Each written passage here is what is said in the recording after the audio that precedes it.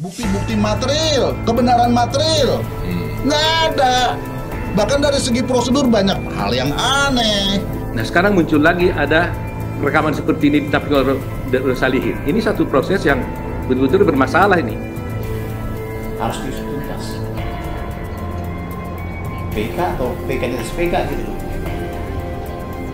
Karena tidak ada bukti yang akurat menyatakan dia pelakunya. Buktinya ini, DVR ini sudah kosong, Adinda. Anda sebagai Kompolnas kenapa tidak periksa itu? Mestinya kan kalau mau jujur, DVR-nya itu dibawa ke pengadilan. Kemudian itulah yang diuji, dari dalam itulah ditransfer kepada flash disk.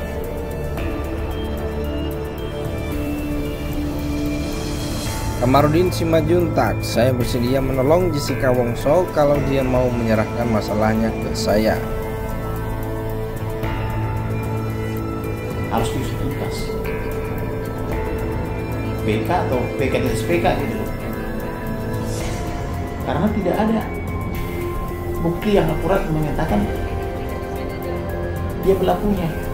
Saksi hidup tidak ada, surat tidak ada, otopsi juga tidak.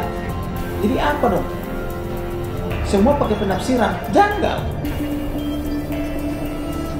Tapi banting setir justru Bang Jansen mengajak kita bicara ke titik hulu, yaitu tahap penyidikan di Polri, dalam kurung Polda Metro Jaya. Reza, seluruh proses itu yang Anda katakan itu sampai ke ujung, itu kan tergantung berkas yang dikerjakan oleh polisi.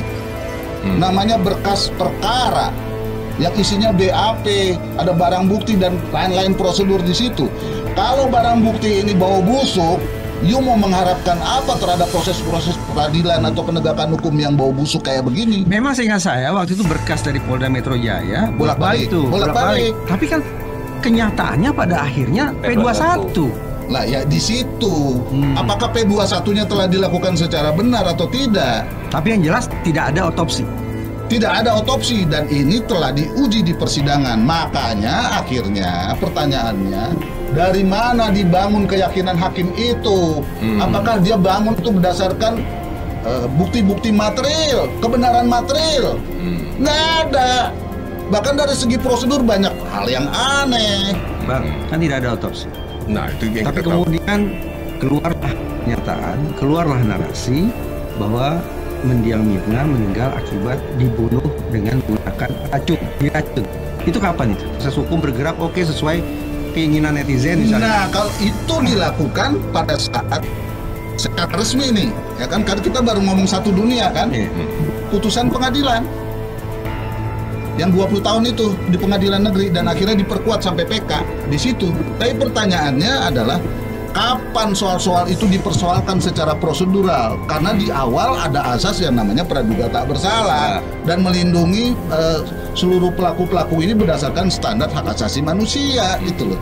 Apakah telah dilakukan secara benar? Menurut saya enggak dilakukan secara benar. Pak Binsar pada waktu itu persidangan bertanya kepada saksi si Dharma Salihin, apakah Anda masih punya rekaman-rekaman lain selain yang ada di sini ini? Karena Anda selalu bilang ada di luaran bahwa Anda punya. Nanti berbahaya loh kira-kira gitu. Dia bilang tidak punya lagi. Nah sekarang muncul lagi ada rekaman seperti ini tapi oleh Salihin. Ini satu proses yang betul-betul bermasalah ini. Kalau dia mau ngomong secara terbuka, ya kan, dia terlibatnya di pembalseman, ya apa di pembalseman, formalin, ya kan? Nah, formalin kalau sesuai dengan prosedur kan, karena ini matinya janggal begitu, harusnya kan diotopsi dulu. Tapi karena ada tekanan dari polisi, dari keluarganya tidak mau diotopsi, maka yang dilakukan adalah ngambil sampel. Kemudian dia tetap embalmen. Padahal kan harusnya sesuai dengan keilmuan kan, harusnya otopsi dong dari awal. Nah inilah yang diperdebatkan akhirnya dan diuji. Kalau pakai ilmu yang lalu, kita harus disuruh menerima kenyataan karena ini udah berkekuatan hukum tetap. Sekarang di zaman digital ini, di mana ada AI dan lain sebagainya, tidak bisa. Netizen tetap bisa mempersoalkan ini. Nah pertanyaannya, apakah di kemudian hari ruang-ruang yang terbuka seperti ini ya bisa digunakan untuk kita memperjuangkan keadilan sesuai dengan kemungkinan-kemungkinan yang ada. Kalau saya sih jawabnya bisa, tapi beresiko. Makanya saya munculkan warning Di awal tadi. iya, kalau tidak bahaya ini ya. Di saat ini asas praduga tak bersalah, polisi begini, ini hakim begini aja, kejadiannya begitu. Yang tidak pernah bisa dibuktikan di persidangan. Saya terus meminta di persidangan, tunjukkan di persidangan ini bukti isi daripada DVR-nya, ya kan? DVR-nya itu ya, kan ada DVR, di situ ada baru diambil dari situ, dalamnya ada flash disk. Buktinya ini DVR ini sudah kosong, Adinda Adi. Anda sebagai Kompolnas kenapa nggak periksa itu? Mestinya kan kalau mau jujur, DVR-nya itu dibawa ke pengadilan, kemudian itulah yang diuji, dari dalam itulah ditransfer kepada flash disk. Yang ditampilkan di persidangan hanyalah flash disk, sedangkan DVR-nya ini waktu kita tanya mana isinya ini kosong.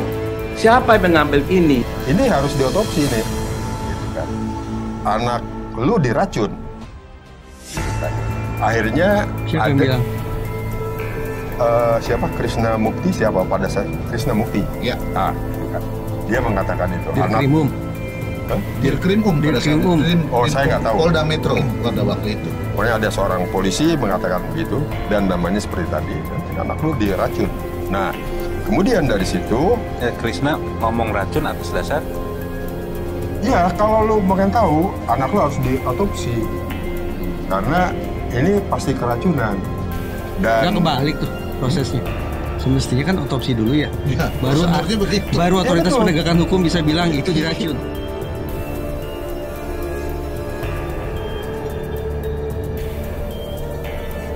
Kasus kopi sianida Jessica Wongso kembali mencuat pasca penayangan film Netflix yang berjudul Ice Cold: Murder, Coffee and Jessica Wongso. Publik banyak yang berasumsi bahwa terdapat ketidakadilan dalam proses hukum yang dijalani oleh Jessica Wongso. Beberapa lawyer papan atas juga terang-terangan membela Jessica Wongso seperti Oto Hasibuan, Hotman Paris, dan terbaru Kamarudin Simajuntak.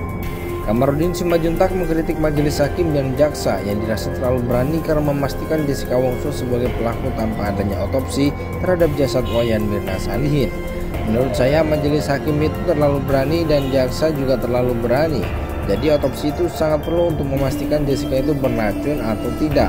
Untuk Kamarudin dikutip dari akun TikTok @juniardian_willim yang mengatakan bahwa secara ilmiah tidak ada hal yang bisa menjerat Jessica. Hal itu lantaran tak ada saksi yang melihat Jessica menggunakan cyanida. Dari segi ilmiah tidak ada yang bisa menjerat Jessica. Misalnya saksi, tidak ada saksi yang melihat dia memakai racun atau memasukkan racun atau menggunakan racun.